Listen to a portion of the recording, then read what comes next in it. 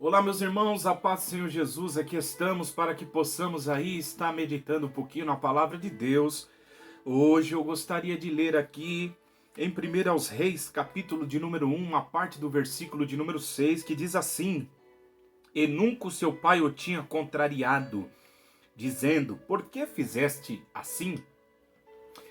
Esse versículo, ele fala a respeito de uma atitude que Adonias, filho de Davi, toma de proclamar-se rei. Seu pai já estava de idade, uma idade avançada, e já estava para passar o bastão para um dos teus filhos, que no caso seria Salomão, e isso era sabido de todos os teus filhos, que o sucessor de Davi seria aí Salomão. Porém, Adonias, ele toma a decisão, juntamente com o auxílio de Joabe, o chefe do exército de Davi, um grande guerreiro, ajunta mais 50 pessoas e se proclama rei. O que chama a atenção dentro desse versículo é que o texto ou o versículo diz que o seu pai nunca o havia contrariado, ou seja, Davi nunca havia contrariado o seu filho, Adonias. Ou seja, ele fazia as coisas e às vezes faziam coisas que não agradava, coisas que eram erradas, e ele não era contrariado, ele não era disciplinado, ele não era corrigido. Nós veremos através aqui desse versículo que um filho sem limite será um adulto problemático. Então nós, como pai, precisamos saber a importância de colocar limite na vida dos nossos filhos. Nós, como pai, sermos claros de estabelecer aí limites para os nossos filhos. Isso é muito importante. E mais importante ainda é que os nossos filhos entendam que uma vez que nós comunicamos os limites que devem ser respeitados, quebrado, eles devem de alguma maneira ser disciplinados por esta quebra. Eles precisam entender que há uma consequência em seus atos aí de indisciplina, por rebeldia, por falta de educação ou alguma coisa nesse sentido. Eles precisam entender que serão punidos de alguma maneira por esse erro, por esse ato em que eles cometeram. Isso é muito importante e isso é algo construído dentro do lar. Nós veremos que os filhos de Davi, quase que todos, né, que conhecemos um pouco daquilo que a Bíblia fala de Abisalão, de Aminon, que teve um incesto, né? Ou ele acabou abusando da sua meia-irmã Tamar, fazendo algo terrível. Nós veremos que esses filhos de Davi foram aí adultos muito problemáticos devido a esta falta de reprovação nas suas más atitudes, em sua conduta. E às vezes nós achamos que deixar os nossos filhos fazer o que eles quiserem, isso é amor, mas nós veremos completamente diferente. A Bíblia fala relacionada a isso, que quando nós amamos, é aí que nós então disciplinamos. Disciplinamos a quebra dos limites que nós estabelecemos. Veja bem, o que Provérbios, capítulo de número 13, versículo de número 24, ele diz: o que retém a sua vara aborrece o seu filho. Olha só o que Provérbios está dizendo, que aquele que retém, que aquele que ao invés de corrigir a um ato errado do seu filho, a uma quebra aí de limite, ele acaba aborrecendo, né? Gerando aí um filho que vai dar um adulto problemático. Mas ele diz assim: mas o que ama ao seu tempo castiga. Nós não estamos falando aqui de abuso de autoridade e não simplesmente uma disciplina de forma física. Nós podemos né, com a orientação de Deus e também dentro da palavra de Deus, entender que existem aí diversas formas de nós estarmos contrariando, disciplinando com não, né, não permitindo, fazendo com que às vezes eles sejam aí punidos no sentido de perder alguma coisa por causa de um ato em que eles cometeram, sabendo que havia uma regra, sabendo que havia um limite.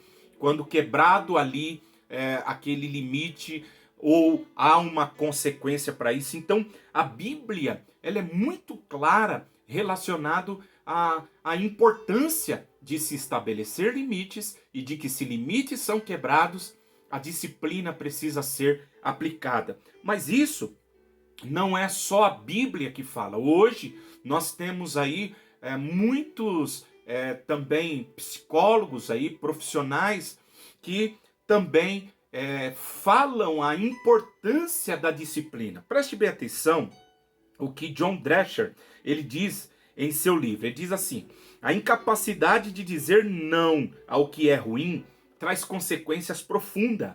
Ele não apenas impede de rejeitar o mal em nossa vida, mas geralmente nos impede de reconhecer. Ou seja, se nós como pai não sabemos dizer não para os nossos filhos, logo nós construímos aí um caráter nos nossos filhos, de maneira que eles também não saibam no que deve dizer não. Então é muito importante, porque o ato aí de dizer não, a necessidade de colocar limites nos impede aí também de reconhecer os limites, né? Então isso é muito importante. Ainda nesse livro, né, que tem como título As 7 Necessidades Básicas da Criança, ele diz assim, preste bem atenção: uma das principais funções dos pais é estabelecer limite de comportamento. A disciplina eficaz exige sabedoria, paciência e persistência. Então, no livro, As 7 Necessidades Básicas de uma Criança, então o escritor ele diz que dentre as 7, uma é a necessidade da disciplina. A disciplina, como já falamos aqui, não só da vara, mas veremos a importância também dessa disciplina. Agora, o psicólogo de crianças, Peter Crawford, acho que é isso, Peter Crawford, psicólogo de crianças em Augusta, na Geórgia, afirma que os problemas emocionais entre os jovens não são causados pela disciplina firme, preste bem atenção, mas pela ausência dela. E ele afirma ainda: a juventude precisa de limites. O Wallace Delton, ele diz assim em seu livro, Problemas Familiares e o que fazer a respeito. Esse livro, ele fala assim: sem limite, a criança sente-se confusa e ansiosa. Se aprender a viver dentro de limites em casa, ela terá, ou se não aprender, tá? Então, se não aprender a viver com limites dentro de casa, ela terá dificuldade de viver dentro dos limites da realidade quando se mover para o exterior, no mundo. Então, uma criança que não tem limites dentro de casa, ela cresce e ela leva isso para o mundo, para o exterior, aí quando sair, e também não respeitará ou terá dificuldade de ter ou de obedecer aí algumas regras, alguns limites, quebra, né? Limites, não respeita. Por quê? Porque cresceu num ambiente sem limite, está como Adonias, faz o que vem ao seu coração. Por quê? Porque nunca foi repreendido, nunca ouviu um não, sempre fez a sua própria vontade, nunca foi disciplinado por uma rebeldia, nunca sofreu uma consequência pelo um ato em que ele acabou infringindo, né? Acabou aí cometendo um erro, né? Quebrando regras, como como já falamos aqui, sabendo que era um limite que não deveria ser quebrado, então acaba crescendo dessa maneira. Porém, olha o que a Bíblia diz em Provérbios 23, versículo 13. Não retire a disciplina da criança, porque fustigando-a com vara, nem por isso morrerá. Tu a fustigará com a vara e livrará sua alma do inferno. Olha, então quando nós aplicamos a disciplina, nós estamos livrando a alma do inferno. Por quê? Porque nós estamos então construindo aí um adulto que vai ter limites em sua vida, ele vai saber o caminho em que ele deve andar. Isso é muito sério. Observe que a definição para disciplina é castigo que produz obediência. John Drescher, ele diz que esse conceito ele é muito limitado. E então ele pega aqui o sentido da palavra, ou da onde essa palavra ela deriva, ela vem, né? Ou aqui nós iremos ver então a sua origem, que vem de discípulo. A palavra disciplina vem de discípulo. Tanto a disciplina como o discípulo tem origem no termo latino para pupilo, que significa instruir, educar, treinar. Então, a disciplina não é simplesmente uma maneira física de corrigir, mas é uma maneira de você instruir aí aquele que está saindo, que pegou uma rota aí fora, saiu dos limites. Colocamos no trilho através da disciplina, nós instruímos, nós ensinamos, educamos e estamos treinando os nossos filhos, né? Ou seja, veja a importância de nós estarmos colocando limites na vida dos nossos filhos, porque essa é uma responsabilidade que nós como pai, nós temos que ensinar que se os nossos filhos quebrarem alguns limites, regras que são estabelecidas terão consequência, né? E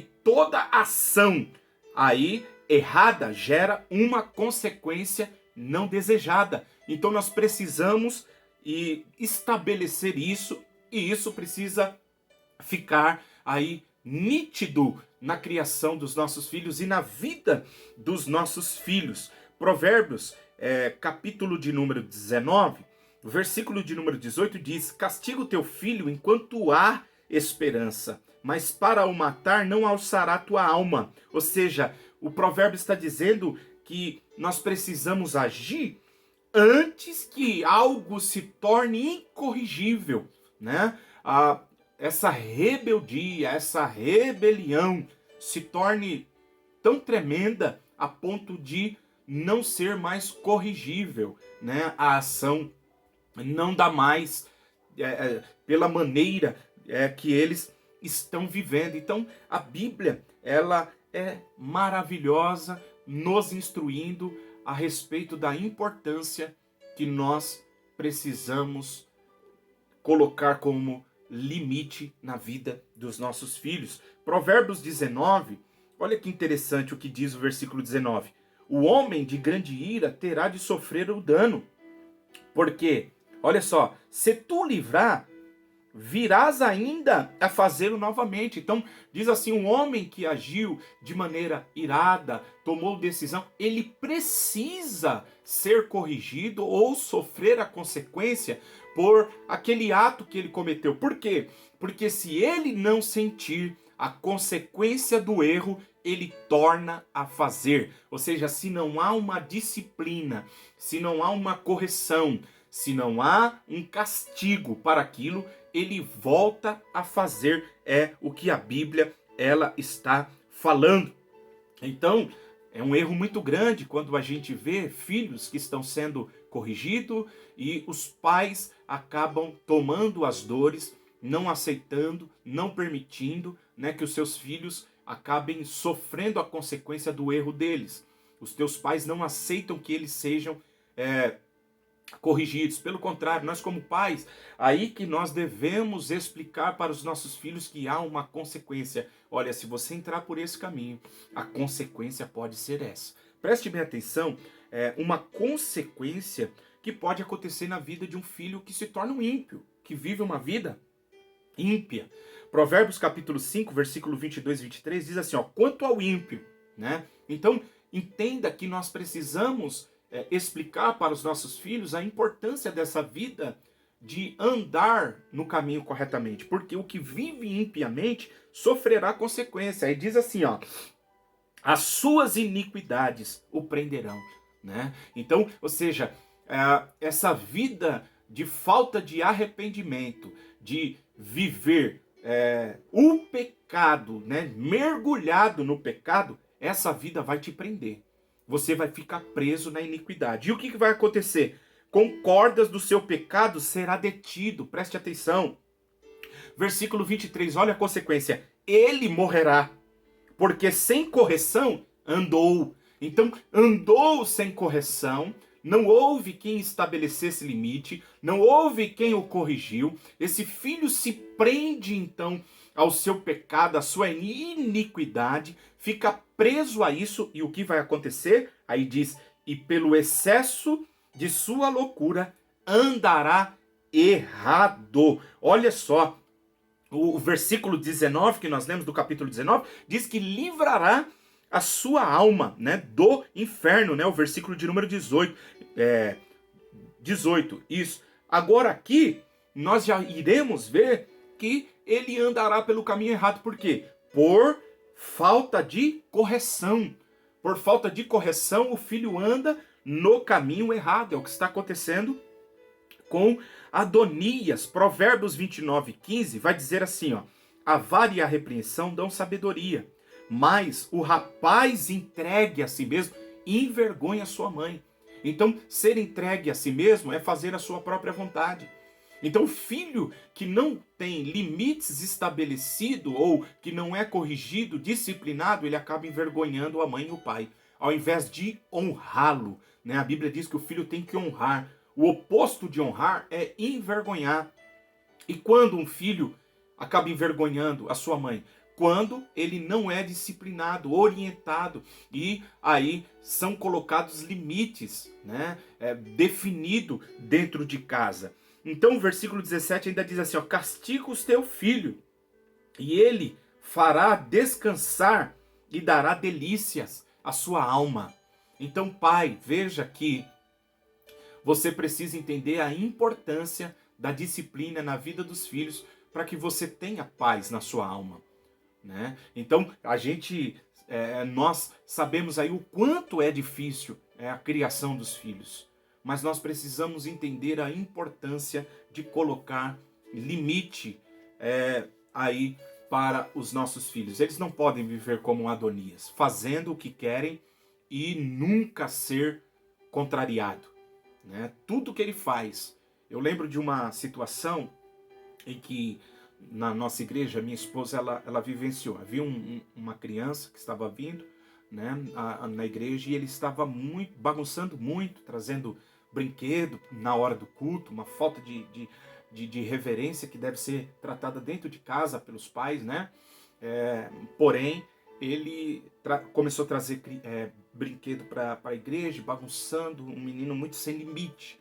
E minha esposa chegou nessa criança e, de uma maneira para tentar, né, trazer um pouco de temor a ele, disse para ele assim, olha, no final do culto eu vou conversar com a sua mãe, porque você está bagunçando muito, muito desrespeitoso com as pessoas e está atrapalhando o culto. Só que foi apenas uma maneira, né, de despertar ali o medo naquela criança de uma consequência que possivelmente ela poderia ser disciplinada pelo pai. Só que quando acabou o culto, no final do culto, uma mãe está lá com o menino e ela chama a minha esposa e diz, você quer falar comigo? Minha esposa até assustou, falou, não, mas tinha já até esquecido, né? E o menino apontou o dedo para ela e disse, você não falou que ia falar com a minha mãe?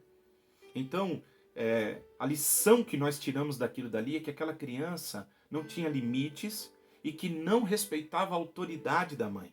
Ela não temia, né? Sabemos que não devemos aqui falar no sentido de, deve ter medo, mas esse respeito à autoridade tem que haver nos filhos, né? Então, quando não há isso, esses limites, isso nós acabamos levando para a rua. Ou seja, não tem medo da mãe, e aí o que acontece? Não tem medo da professora, não tem medo de ninguém, não respeita ninguém. E o problema é que aquilo que nós, como pais, não ensinamos dentro de casa, os nossos filhos podem aprender de uma maneira mais dura lá fora. Então precisa ser colocado. Você não pode permitir que o seu filho faça. Eu me recordo de uma situação hoje, graças a Deus, esse jovem até deu a volta por cima, e eu vi até que ele se tornou um campeão aí, né, nas Paralimpíadas, né? Mas quando ele tinha 11 anos, eu acredito que muitos vão lembrar, ele tinha 11 anos de idade, e os seus pais eram separados, e num zoológico em Cascavel, eles estão ali e algumas pessoas filmam uma criança que pula o limite e vai e fica passando a mão nos tigres lá. E algumas pessoas até perguntam se o pai trabalhava lá, ele diz não. E o pai não repreendia aquela criança, e aquela criança ficou passando a mão nos tigres, até que um tigre atacou e arrancou o braço dessa criança. E depois o pai entrevistado, ele diz, olha, eu estou muito triste, né? Mas o que estava relacionado a isso é uma maneira que às vezes a gente acha, principalmente por eles serem pais separados, né? Divorciados, uma maneira de dizer para o filho que o amava era deixar ele fazer o que queria. E observe que o filho quebrou limites, entrou dentro da jaula, ou perto, né? Não dentro da jaula literalmente, mas no lugar ali onde era proibido. Ele pulou o cercado e ficou perto da jaula, passando a mão nos tigres, a ponto do tigre atacar e arrancar o seu braço. Então nós não podemos ser pais que, diante de um sentimento de amor, né, entre aspas, permite que os nossos filhos façam o que quiser. Nós temos a Bíblia como a nossa regra. Aí, e nós precisamos aplicar esses princípios em nossa vida. Nós não podemos viver e ser moldado a esse mundo.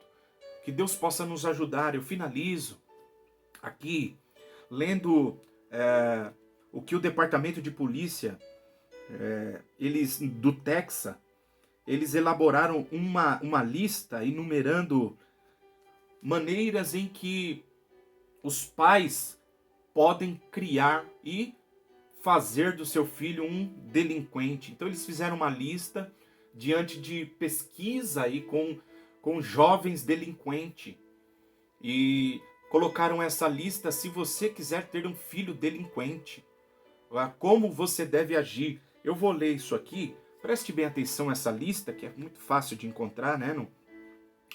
Mas a primeira coisa, comece na infância a dar ao seu filho tudo o que ele quiser. Assim, quando crescer, acreditará que o mundo tem a obrigação de lhe dar tudo o que deseja. Então é um filho que nunca recebeu não, que tudo que ele quer o pai dá, não tem dificuldade para ele, né? Tudo muito fácil. Segundo, quando ele disser palavrões, ache graça. Isso o fará considerar-se interessante. Terceiro, nunca lhe dê orientação religiosa. Espere até que ele chegue aos 21 anos e decida por si mesmo. Quarto, apanhe tudo o que ele deixar jogado, livro, sapato, roupa. Faça tudo por ele, para que aprenda a jogar sobre os outros toda a responsabilidade. Quinto, discuta com frequência na presença dele. Assim, não ficará muito chocado quando o lar se desfizer mais tarde. Sexto, dê-lhe todo o dinheiro que quiser. Nunca o deixe ganhar o seu próprio dinheiro, porque terá ele de passar pelas mesmas dificuldades que você passou. E isso é um problema, né? Quantos de nós que acabamos dizendo assim, tudo que eu não tenho, eu vou dar para o meu filho. Isso é um erro que nós cometemos. E uma vez eu li uma frase muito interessante que dizia assim, você não teve e hoje você quer dar tudo aquilo que você não teve, mas você só se tornou esse homem que você é hoje por causa daquelas coisas que você não teve. Aí agora você quer dar tudo que você não teve para que seu filho tenha tudo. Então nós podemos correr esse risco de dar tudo, né? que ele quiser. Sétimo, satisfaça todos os desejos de comida, bebida e conforto. Negar pode acarretar frustrações prejudiciais. Oitavo, tome o partido dele contra vizinhos, polícia, professores. Todos têm má vontade para com seu filho. Aquele tipo de mãe que o seu filho nunca está errado. A professora sempre está errado, o pastor está errado, né? Todo mundo está errado, o vizinho está, mas meu filho não. Meu filho não. Então, observe aí se você quer ter um filho delinquente. Nono, quando se meter em alguma encrenca séria, dê esta desculpa: nunca consegui dominá-lo. Então haja assim e prepare-se para uma vida de desgosto e o seu merecido destino. Então, não se esqueça, fique com a palavra de Deus. Coloque limites, estabeleça limites, que o seu filho não cresça como Adonias cresceu, fazendo o que queria, e o seu pai nunca o ter contrariado. Contrarie sim as vontades do seu filho, não permita ele fazer o que quiser, porque eu tenho certeza que você terá aí um filho homem de Deus, uma mulher de Deus. Que Deus possa estar abençoando a sua vida e nós voltaremos assim que Deus permitir com mais uma reflexão para o seu coração. Deus abençoe, até a próxima, em nome do Senhor Jesus.